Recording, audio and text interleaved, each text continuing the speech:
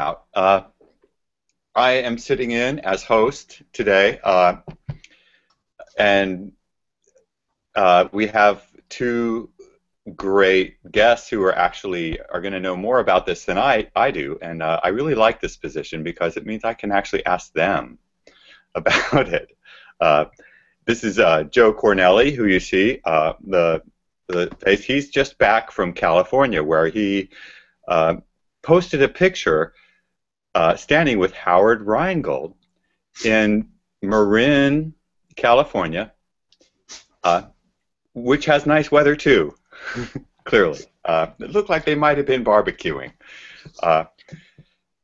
I'm born and raised and did some growing up in California, and so I was glad to see that. And Lisa, I think Lisa is also out in California, in Southern California, and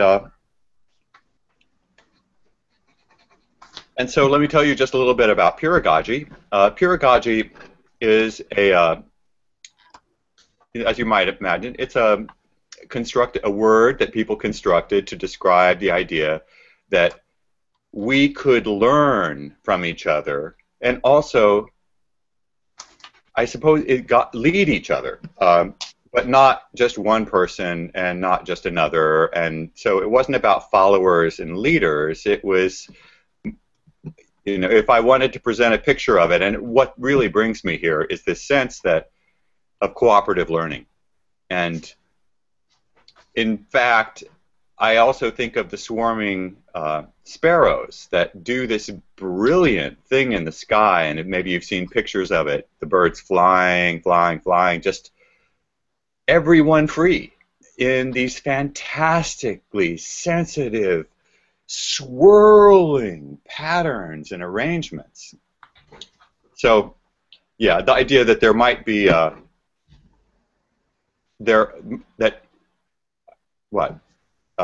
we do something really naturally by just being conscious and intelligent and paying a kind of intuitive attention and cooperating, and that there's a learning system in place that can work to disrupt a more natural way that we interact and learn and adapt. And like if one of those sparrows took over, who knows what those birds would do? But because they just keep doing that other thing, and I want to say, it's not anarchy. There is a higher order, and intuition is the way to find it. So, okay, I'm going to rest my case or something, and I'd love to hear what people have been doing recently. So the work, you bringing us any inspiration, Joe, from California? Anything Howard said, who is the founder? I can show you one thing which I got. This isn't from Howard himself, but it's from his Ubu. Ubu says, "Search Healing Rocket," and that's from this thing called pataphysics.us. So you guys have got to check this out. I didn't really. That's the URL, pataphysics.us. I didn't really understand that Howard has two studios at his house. One is his personal studio, and one is a group studio. So I got to see both of them. On the group studio is this pataphysics.us collaboration. And it was really inspiring. I hope that they'll sometime write a handbook chapter, because it's about the in-person organization. So mostly we've been collaborating online, but they had, I think, 6 people over that day, and that's about half of the group. And they've been working for a really long time building this interesting art thing. Well, I can let you check it out on the website yourself, but that was one of the things. Also from Marin County, just another quick thing. This isn't from Howard, but I read this book on the plane, Creativity Inc.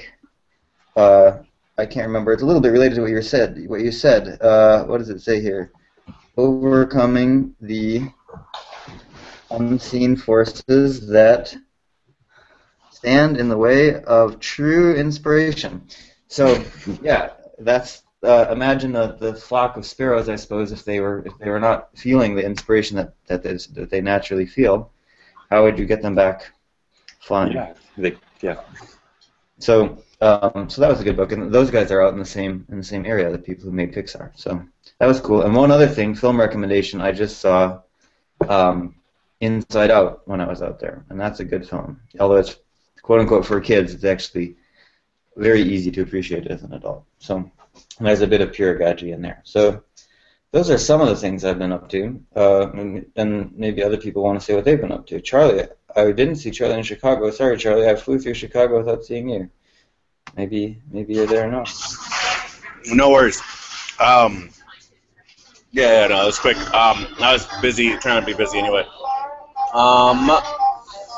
So I've been,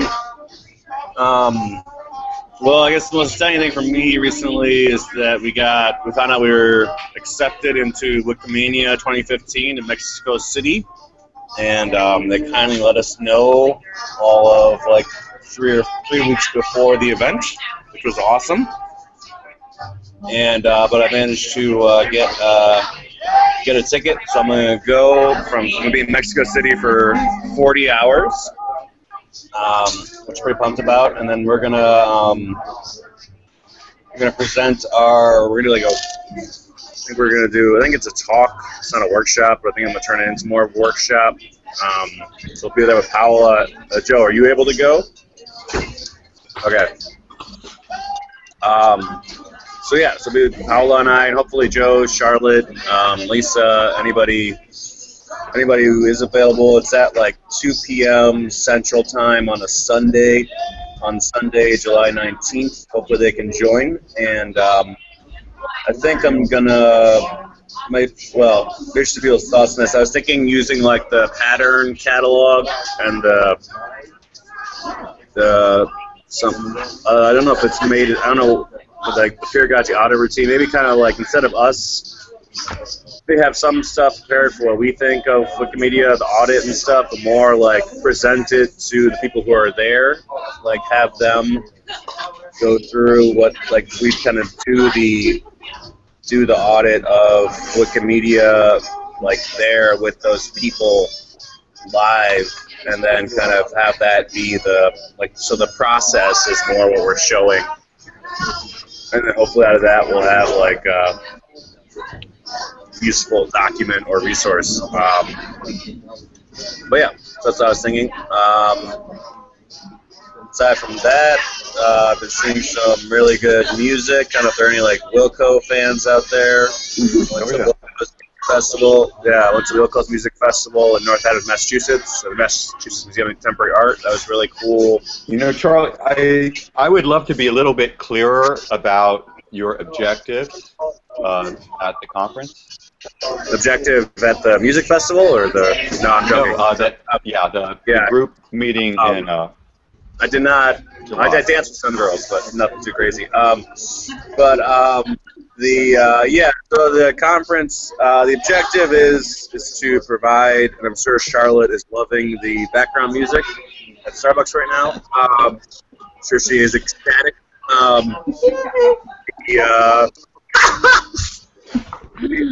The objective is to do sort of like a peeragogical evaluation of how the Wikimedia Foundation, which I'm sure you're familiar with, Matthew, but that's like everything from Wikipedia to Wikiversity to Wikitravel to the Wiki Genome Project, all sorts of crazy stuff, Wikibooks, kind of like evaluate their processes and kind of, we wrote it up, I forget exactly what we said, but mainly like evaluate their, and Joe or Charlotte jump in if I'm wrong, evaluate their processes and then say like what they're doing well.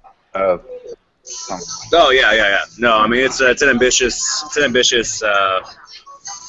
use of an hour for sure. But hopefully we'll have like an interesting group of people there.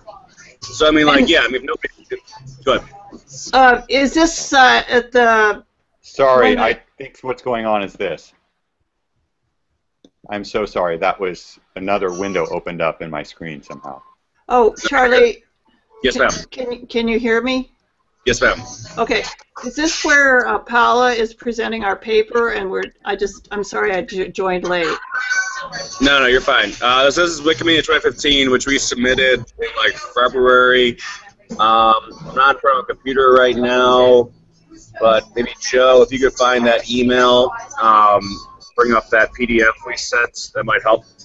Hey, it's not the one that we did the pattern. No, that Paula's going to in person.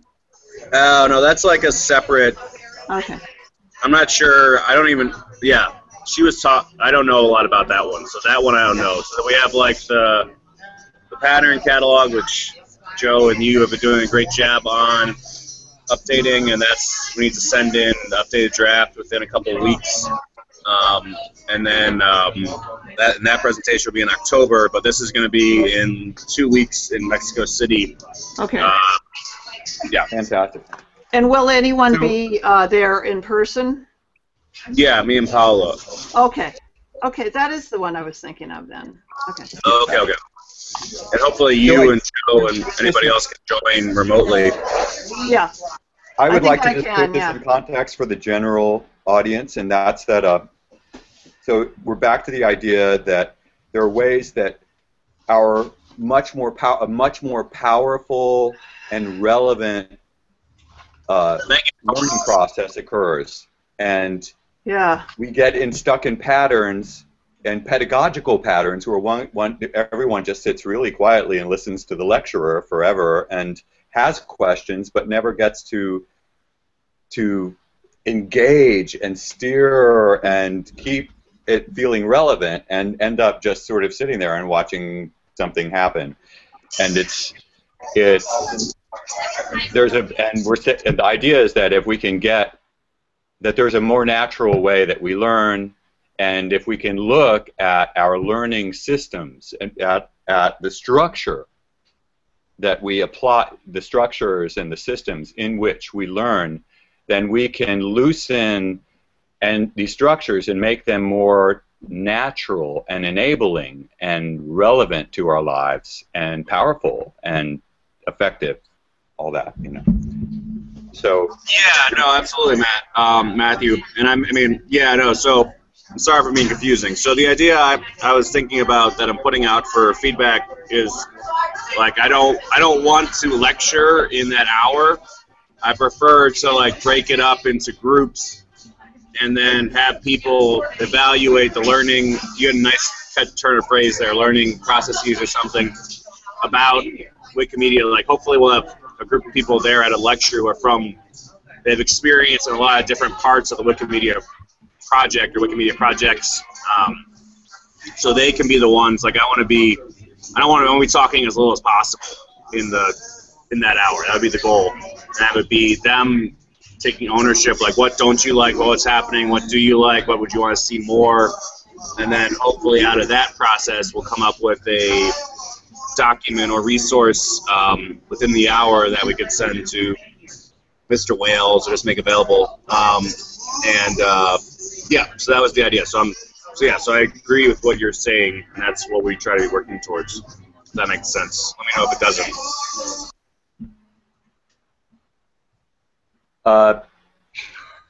Anybody else want to jump in at this point? Is that Karen? Yeah, Karen. Do you have anything to say about this from Italy? Is that right? No, right now I'm with Charlotte in outside of Boston. She's upstairs. Okay. I'm upstairs. Oh, right. No, today I'm really kind of rushed with a lot of projects, so I'm kind of sitting in and I might have a few questions, but I haven't actually done anything more mind-blowing than the dishes this week. Is Joe still there? Is he screen sharing or? I'm here. Yeah, definitely. You should hit us with some questions, please. Yeah, if you're screen sharing and you want everyone to see or it to be recorded, you can click on your own thumbnail there. Oh yeah, there it is. Sorry. Yeah. Okay. Yeah, I didn't. Don't forget to click off your thumbnail at a later point. Yeah. I would like to add something here, and that's that that conference that you're going to and the idea of peeragogy, in my frame of things, because I'm focusing on the Constitution and basically civil recourse, is that when people get together and try to solve a problem, that boils down to civil recourse, where they're trying to figure out a peaceful way to solve a problem, an inclusive way to solve a problem. And that's, I would say, even the context that general education should be happening in. That when we divorce education from the context of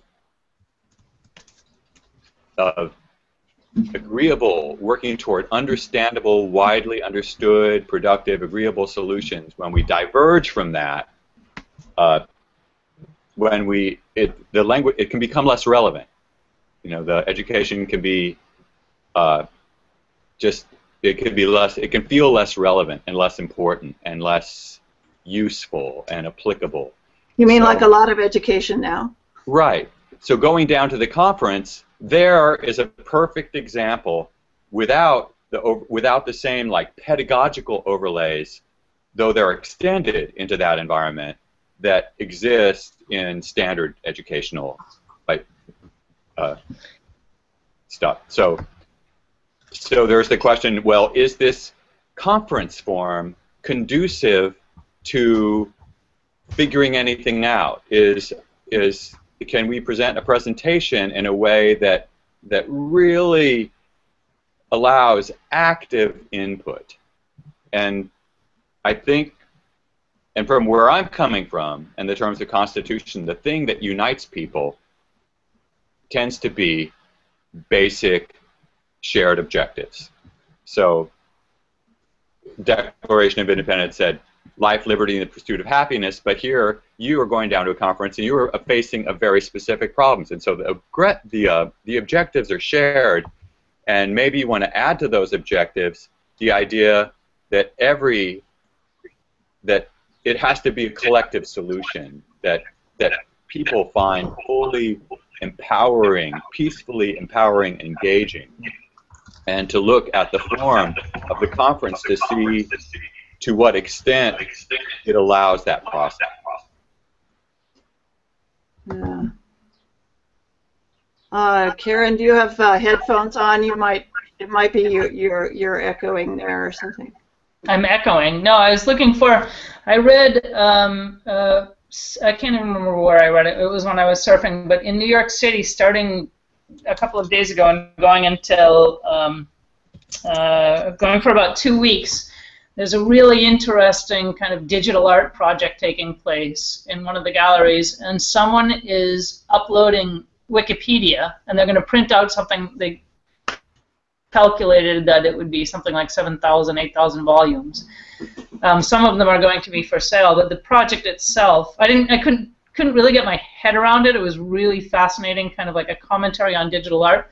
And the idea was that in comparison to something to a printed version of the Encyclopedia Britannica that we grew up with, which was what, like 30 volumes or something, Wikipedia is so ongoing that it can't be, as soon as it's printed out, it's out of date. And it's just a really interesting commentary on the way that we view knowledge now, as opposed to the way that knowledge was viewed 20 years ago. It's fascinating, and I was just trying to look for it, so maybe that's why I was echoing. Yeah, I posted it on the community last week. So it was more than a couple of days ago. All right, it should be there still. Okay. Hold on. Yeah, I think Karen, since you don't have headphones, you might be echoing. You need to unmute yourself. These headphones are down here if you need them. I like your bandana, Charlotte. Oh, do my bandana on? Okay. It's cool. Yeah, this is my Japanese thing.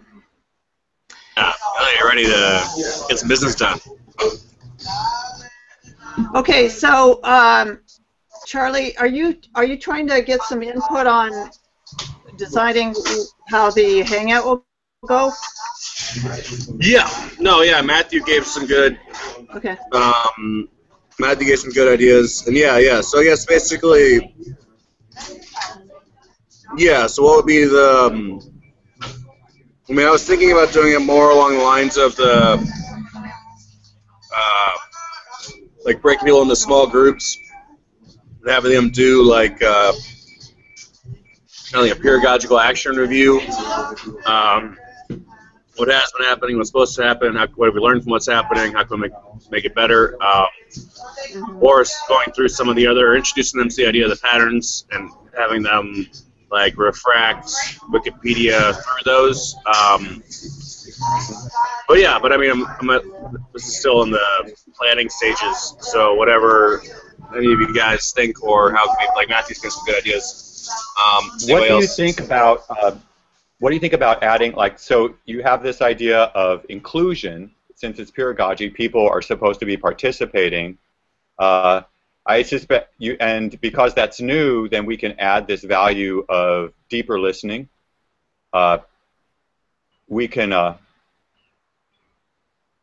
and then if these are values, inclusion and deeper listening, then we're actually trying to understand, even though we're trying to solve one problem or another, we're also trying to understand what kind of concerns and values we share, to see what it is that actually pulls us together, and the ways that we might work together and separately, like every bird is free to address these common concerns, these common sense concerns and objectives, or if not, to see from that perspective where they are denied, and to make the system, bend the system, open the system, so that that natural process can have more, the people can feel their wings, can thrill to the experience of being human. Yeah, Charlie, I wonder if there's time for you to do a practice session with us, I mean, today we're doing a brainstorming session, but we could also make, like, next Monday, if there's time, a practice session. Yeah, that's a good idea. Let's do that. I'll try to mock something up before next Monday, and then let's do that. It's a really good idea, Joe. And Matthew, what you were saying about finding the values that bring us together, that's also a good idea. I think that's a very good idea for way to frame it and way to get people. What is deeper listening? I'm not familiar with that concept. Oh yeah. You've been involved in some group, haven't you, Matthew? That's interesting. Hold on. I have to reject this.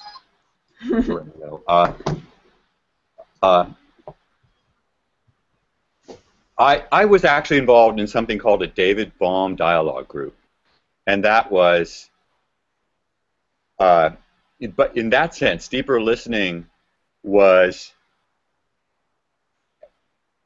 the opportunity to, instead of just react to what people were saying and jump in, was to, in the structure of the dialogue, have to look at why you felt like saying anything. Try to see what was pushing your button.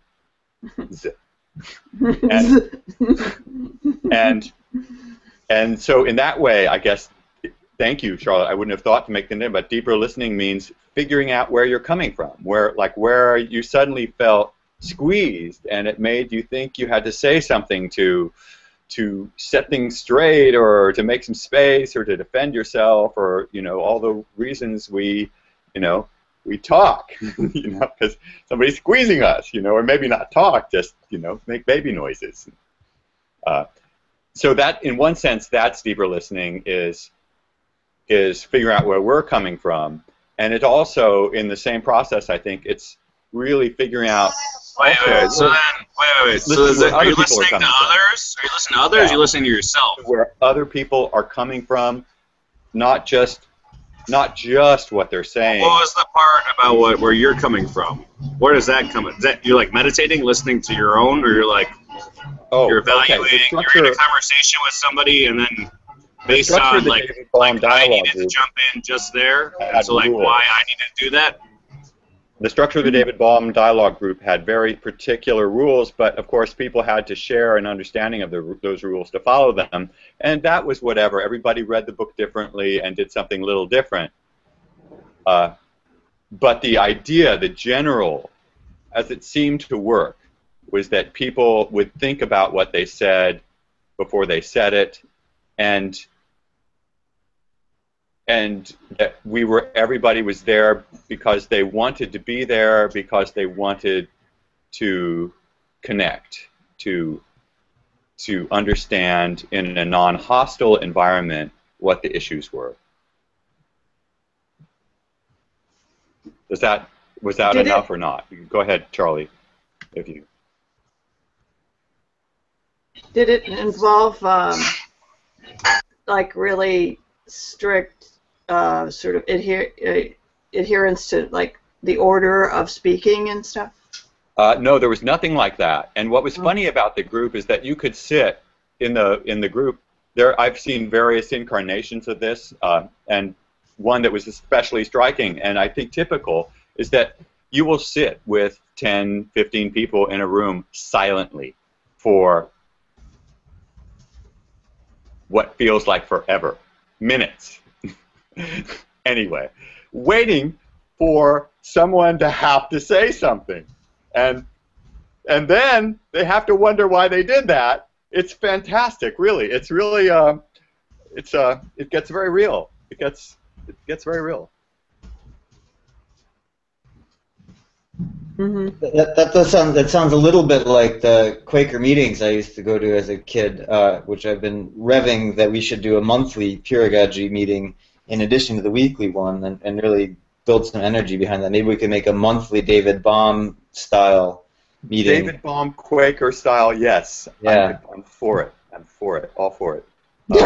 And if people are interested, there's a guy running a group out here once in a while who read the shorter book and introduces the dialogue very loosely without any sort of parameters, and it's a I want to say between us, it's a bit of a reckless group, and there's a little bit of persecution that goes on in it. People say things and get really angry, and I never saw this before in dialogues, but I read the longer book. You know, David Bohm wrote the short book, and then he amended it. And there might be a difference between the two that is, worth, that makes it worth reading the longer book instead of the short one. And I don't think we have that in the. I don't think we have that in our handbook at all as a reference. So it'd be really nice fantastic. to bring that in. Please. You can write even a short memo that introduces it. Then we can read the longer book. Oh, good. And the longer version. Just put Matt says longer version. Use your own judgment. But yeah, that sounds good. Just a guess. But Matt strongly suggests. Yeah, just in case. I didn't read the short one, but. Yeah. This experience you've had with the two different flavors could be a really interesting case study in Peeragogy gone weird, maybe. So, beautiful. Yeah. Joe, I really appreciate that, and it would be nice to do completely anonymously because it's the principles that matter. You know, we're not here to persecute anybody. Yeah, no, absolutely. That would be good. Do it anonymously, and that's the beauty of public domain. In fact, the beauty of the handbook is that it's very anonymous. So you could send it to me, for example, and I'll happily upload it. I won't know.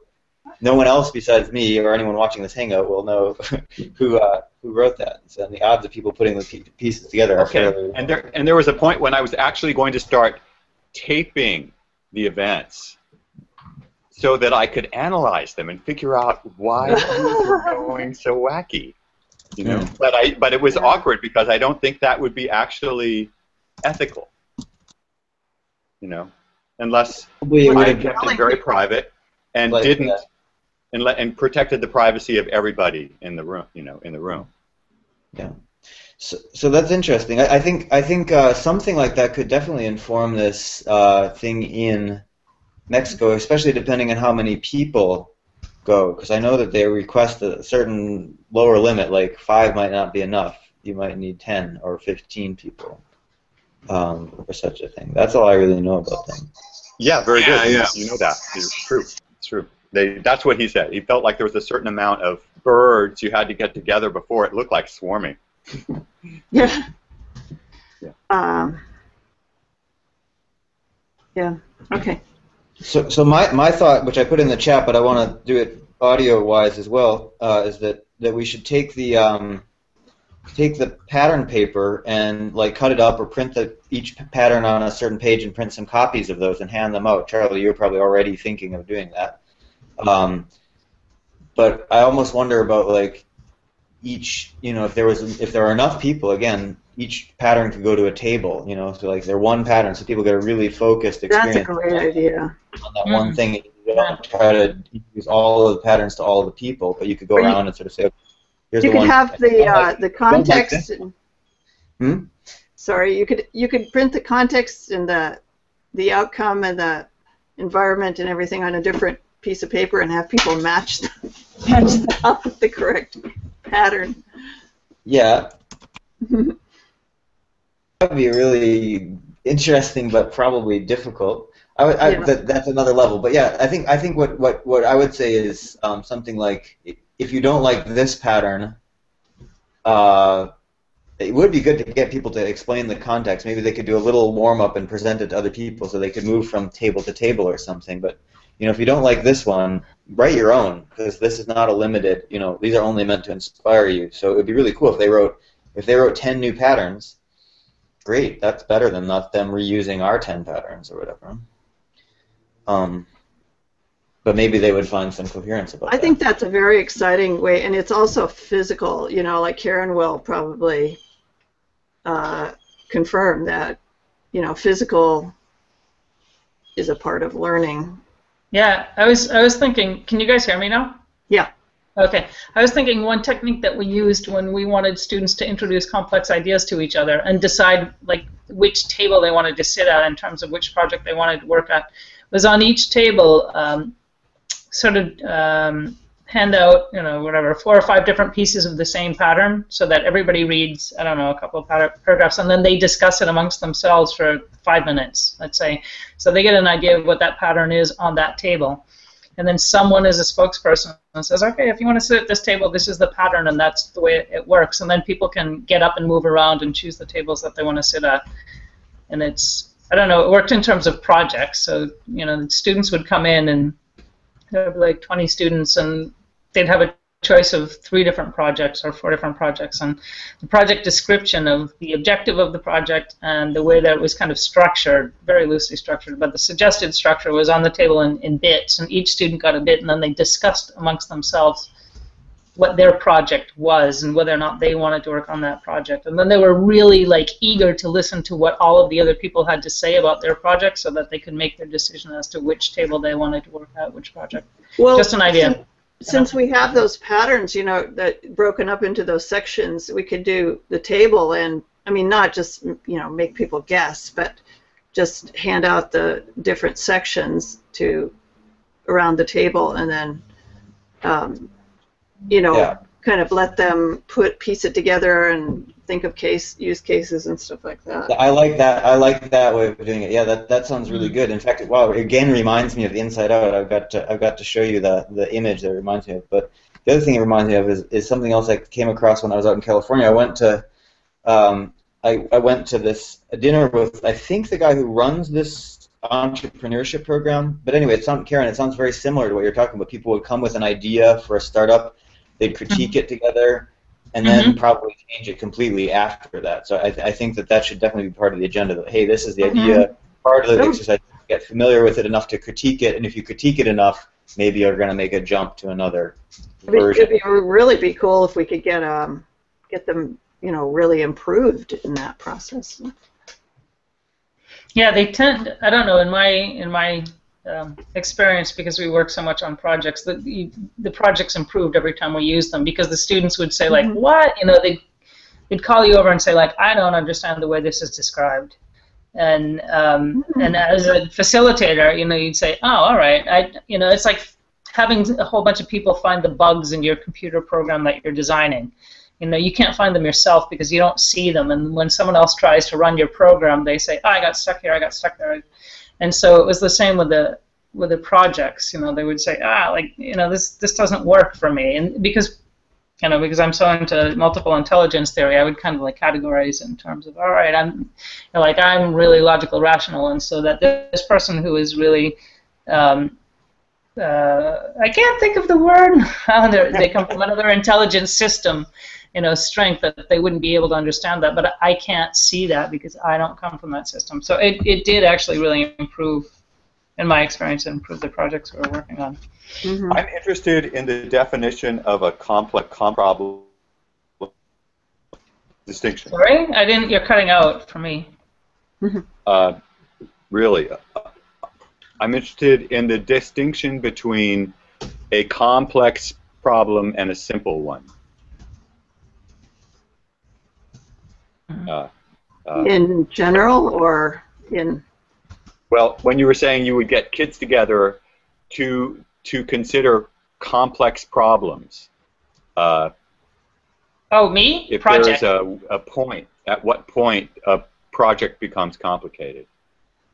All right, let's see. It could be a simple project as well. It wasn't necessarily complex. It was basically, it was following on what, God, I'm drawing a blank on everything. On Input Plus One, Krashen was talking about how people learn languages, and he came up with this idea of Input Plus One, which is that for someone to improve their language ability, you have to give them just a little bit more a little bit higher complexity than what they're already accustomed to doing for them to learn. I love this definition. I love this definition. I see its usefulness too, because here we've got two people sitting at a table, and suddenly you've got what one person thinks, but two people at the table. So there has to be input, and I like that definition of a complex problem, even that that the problem is like I can give a nice, I think, example. Okay, survival. There you are. You're a human being. You have a human body. You have to stop it from being crushed, or survival. Just human, one person surviving. But then it becomes a complex problem when you say two people surviving. Mm-hmm. And there's Input Plus One. Yeah. So I wanted to just show you this. So this is probably an advertising image. That picture is awesome, Joe. This is awesome. So this character, the sadness character, is totally not given enough credit or whatever in the movie. Throughout most of the movie, you see how she's lost her marshmallow and no one wants to hang out with her. They say put sadness far away in a corner. But what they realize at the end of the movie, so I'm going to give it away a bit. You could read the same thing probably in the newspaper. Is they realize, okay, sadness is actually very important for getting help from other people. So all these other characters, aside from that one, are very self-centered, but the sadness one brings other people into the equation a bit more. So I thought that was pretty cool. Anyway, nice. Yeah. I want to add something to that, and that's that sometimes you feel sad first, and then you don't. Then you have to figure out why you're sad, and there's the deep listening again, where wow, somebody hurt your feelings, but why did that hurt my feelings? So what? And then you go back and say, oh well,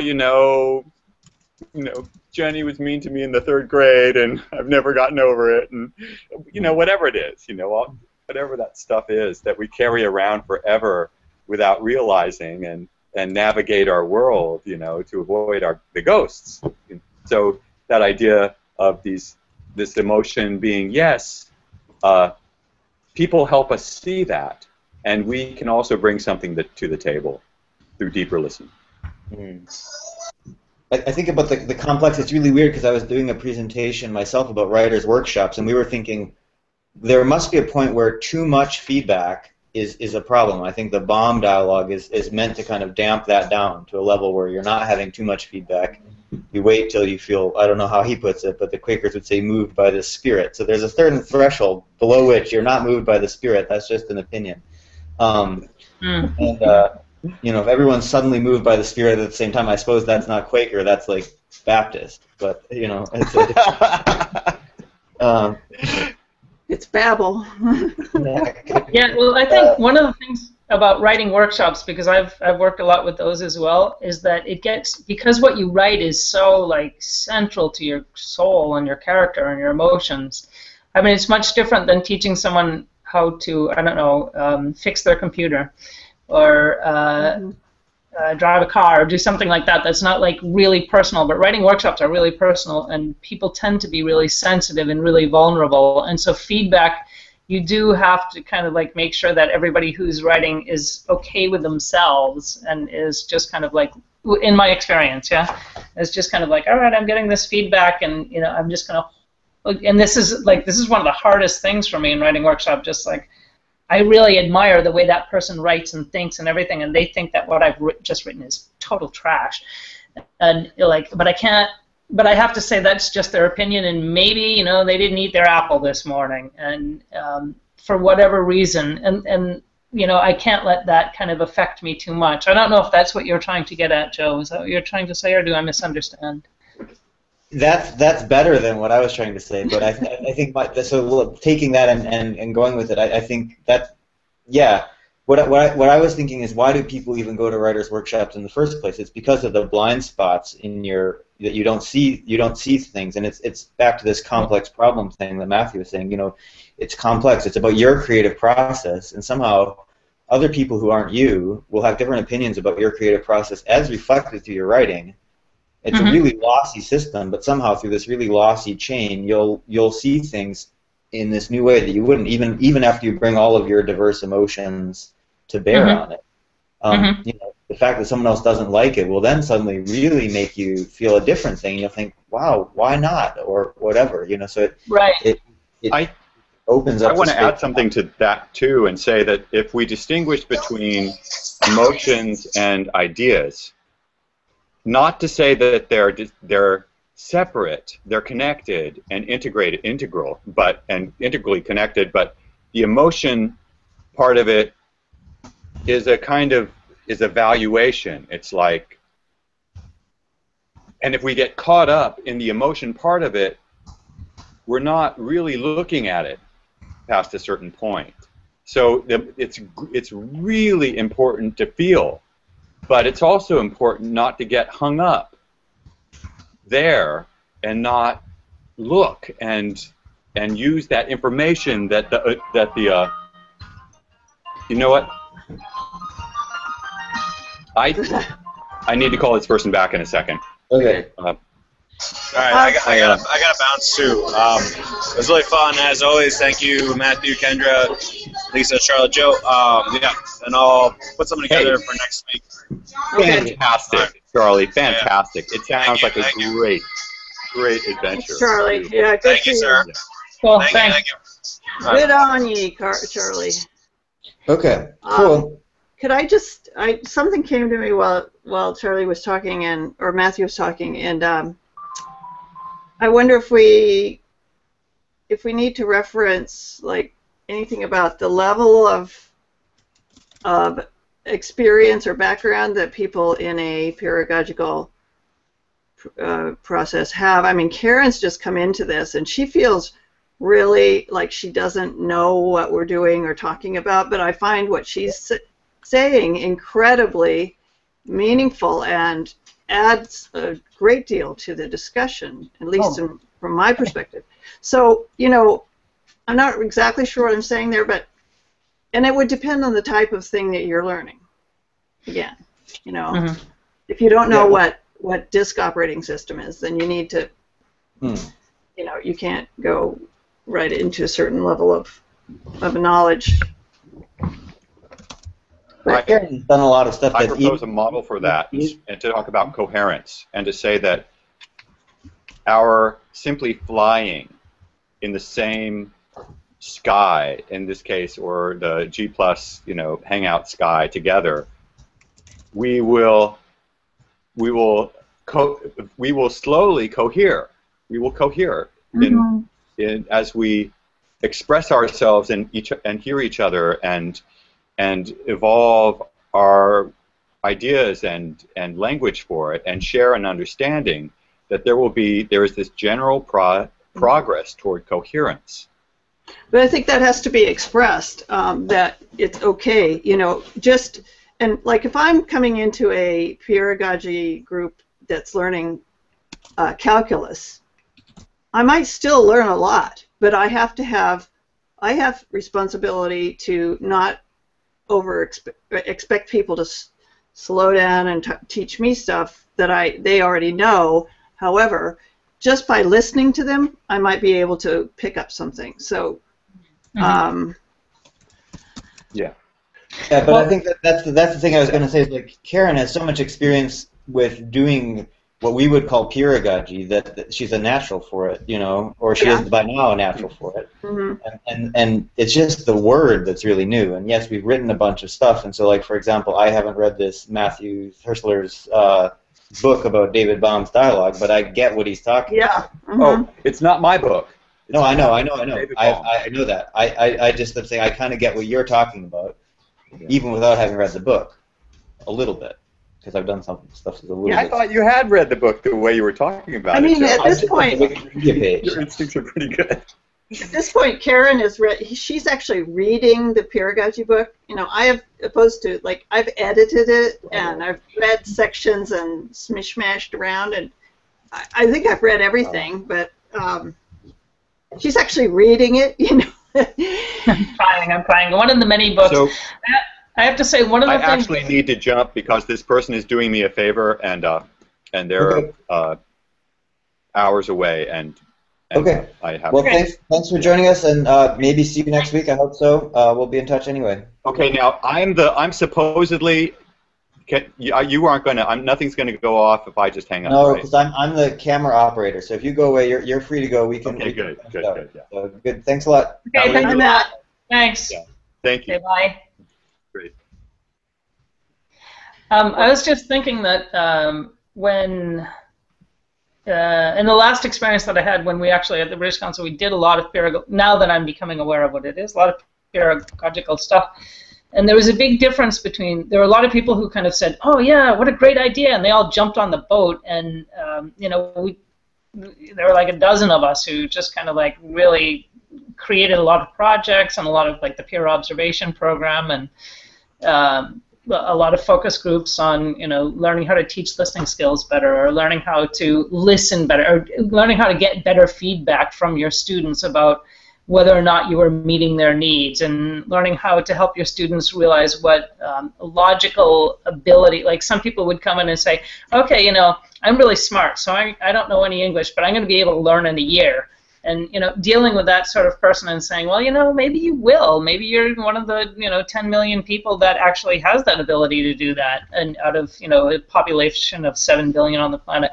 But most people, will try. Come into the class and see how it goes, and and don't blame the teacher if you're not learning at the rate that you think you should. But there are a lot of people there who didn't want any part of anything pedagogical.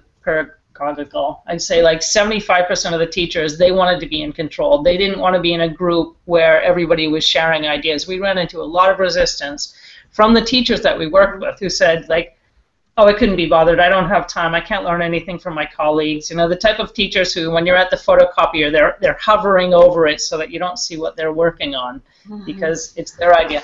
So we started thinking, and I really miss this, and there are two of my colleagues that I'd like to get involved in pedagogy because they're both IT professionals, and I was telling Charlotte about one of them. One, Kyle Maurer, is amazing. And he's starting to design video games. He loves video games for language learning at different levels. And I think, so one of the things that I think we were, well, at least I got out of it, was one of the really big problems with teaching or facilitating is dealing with the students' egos. And the students could be your peers, the learners' egos. And the learner's idea of being teachable and being willing and saying, hey, that's my colleague and that person hasn't been here. I've been here for 15 years and they're new. They've only been here for 2, and so I know more than they do. Like, getting over that hurdle was really difficult. So I think anyone who's interested in pedagogy and is going to be watching already has the attitude of willingness of like, hey, I can learn from other people. But that's a really big hurdle, and I don't know if I feel really lucky because I had 20 years in Europe, and Joe, I don't know if you noticed this. I'm not sure how it is in the UK because I was working for a British company, and I got a lot of ego in that, of dealing with people like, no, this is mine. This is my idea. Yeah, but I'm not sure if that's specifically European or if it's worldwide, but I think what you're talking about with the student ego, at least in my experience in the U.S., the teachers and stuff were like the ultimate authority on things, and so well, what I'm saying is that I'm dealing now with the teachers' egos. Okay. Who are saying, you say, look, and we had a staff of 250 teachers, and we had maybe 15 who were really, really willing to work together in groups and put their heads together on how to design projects and how to improve our own teaching skills. But the vast majority were like, oh, I have a degree, you can't teach me anything, I'm a teacher. Mm-hmm. And so the problem was with other teachers more than with the students. The students, you had ego problems with the students as well, and certain students had reputations to be like, oh my God, I have Sylvia again this year. I've had her 2 years in a row. Like, what did I do wrong to deserve this? I'm sorry. But teachers had that reputation as well, kind of like, oh my gosh, I have to work on. We did a lot of team teaching with this person, and they're really resistant to team teaching, and because you sit down with them and they say, this is what I'm going to do this week. And there's no kind of like, well, how are the students doing? I've seen that they have this area of weakness. Maybe we should change the syllabus. So I found a lot of resistance in the teachers themselves. And just recently, because I've been going to different interviews, I've noticed that some people get into teaching because it does give them this sense of power and control. And those are the teachers that are really difficult to work with in the staff room. And then other people get into teaching and go to teaching schools because they just think learning is cool, and they think that they're really lucky because of because they've had really good teachers who really inspired them in the past. So I don't know. It's just something that I noticed in terms of pedagogy and like the kind of people who are like the problem I ran into was willingness, really. I think I've had teachers. In having kids in the schools, I've had teachers who, I'm always cooking up ideas of things they could do, and I just ran into a lot of resistance and fear about, we can't take the time to do that. What if it doesn't work? And they give you little bits, but not the whole thing. No, one of the really cool projects that we're working on is we were designing assessment, like assessment projects. And they'd be kind of like 6-hour projects, like, you get kids in groups of 5, say, and they have 3 weeks to design a half-hour radio show, and they're going to present that radio show to the class as their, final part of the project. And then the class actually has to ask questions and give them feedback, give their fellow students feedback on how the project went. And as a teacher, if you're linguistically trained, then you're going around the classroom all the time and seeing how the kids interact, seeing that the kids are making sure that everyone participates, that the kids are making sure that everybody is aware of other in their group, everybody's strengths and weaknesses, that they're meeting their deadlines of getting the project going on time, that they're going to have it ready to present to the class on time, and all that kind of stuff. And as a teacher, you're just going around listening to how well they're speaking, how well they're writing, how if they're using the new grammatical structures and they're challenging themselves and stuff. But the problem was finding teachers who were willing to make that effort. It's a lot easier to just have a grammar quiz and photocopy it and hand it out and like right, wrong, than it is to take the effort to make sure that you are linguistically trained enough to help these kids and have the classroom management skills to do that. And we ran into also, like Charlotte, like you were saying, a lot of we were saying like, look, this is high quality. Like these kids are actually really learning how to use language, not just English, but language. And a lot of teachers were like, you know what? and we're paid a lot to do this, you know, like, I don't get paid for that. I don't get paid to, like, sit around and figure out, you know, I've already got my degree. I don't have to learn anything more about what good speaking is, because the University of Cambridge has, like, brilliant exams, and we're modeling them for languages, and we're modeling them on those things, and, you know, you get paid pretty well for working on those exams. But we just ran into a lot of resistance with our colleagues who are like, you know, in the afternoon I want to go out for a beer with my friends. I don't want to sit down and figure out how to be a better teacher. So one of the nice things about peeragogy is that people actually want to learn how to be a better teacher. But I think in the beginning we were saying, you know, there are a lot of problems in the school system, and I think a big part of those problems is, Charlotte, what you were saying. Teachers who are like, no, don't confuse me with new information. No, I've got my... Like, and it's not always their fault. You know, I mean, it's not always just coming from them. It's, you know, the whole system. Yeah. But I think in that regard, I think one thing we could do better, and I'd like to highlight this, I put this in the paper somewhere, that one of the best ways to encourage newcomers is to explain to them really clearly what are the things we're learning about, you know, and just prove to them that we really are, as Karen was saying, that we really are wanting to learn, and not just abstractly, but like, here's, you know, here's the things that Charlotte's learning, here's the things that Karen's learning, here's the things that Lisa's learning, here's the things that Joe's learning, and like, you know, ultimately we will get past that, we will learn it, and we will come to understand it better, and then we'll have a bit more of a track record built up amongst ourselves. And so someone else who comes in and says, oh, I want to learn this, well, then they'll fit right in, because, you know, they won't stand out. We won't feel like we've got to teach them everything. We'll feel like, yeah, well, maybe you can help me learn the thing that I was trying to learn. I think the newcomer is just a fabulous asset to any pedagogical project. Yeah, I might be passing out to be asleep pretty soon, but it does sound like we're going to get a great free peer review of our paper in a few weeks. I don't remember exactly what the deadline is, if it matches our submission deadline, which I think is the 21st for the revised version back to the pattern people. We have to check the dates to see if it matches. But in any case, it'll be really helpful to get that done.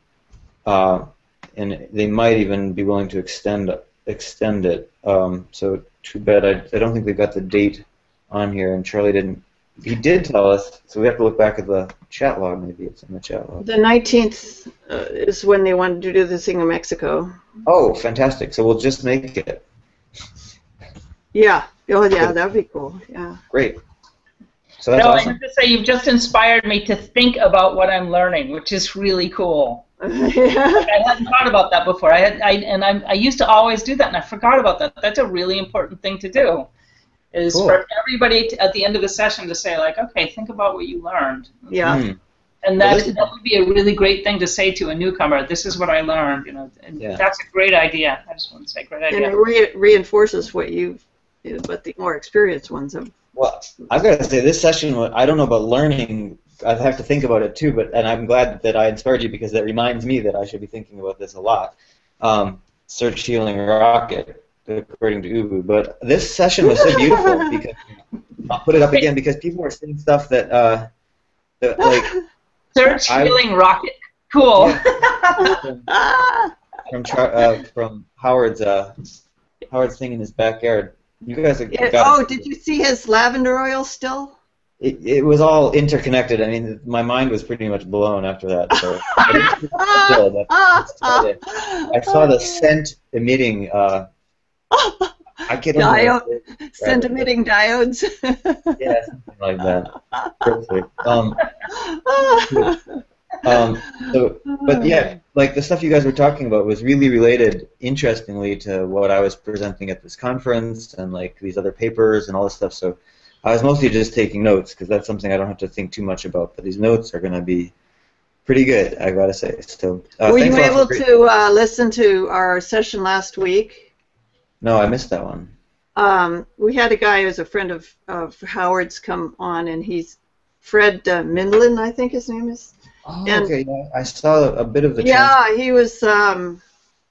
He does string games as a super sub in the school system in California, where he works. So and does again like bilingual school, I think.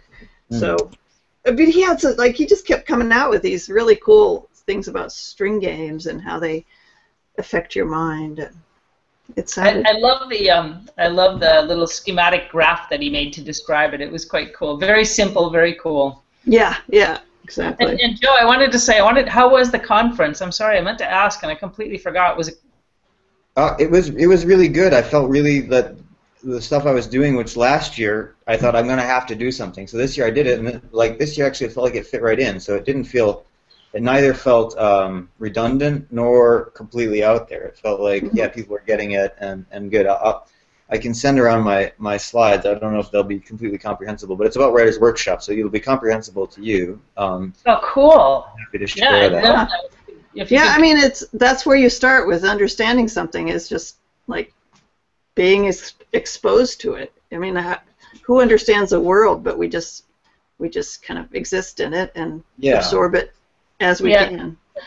Yeah. And we then talk Jill, about is this called theater piece?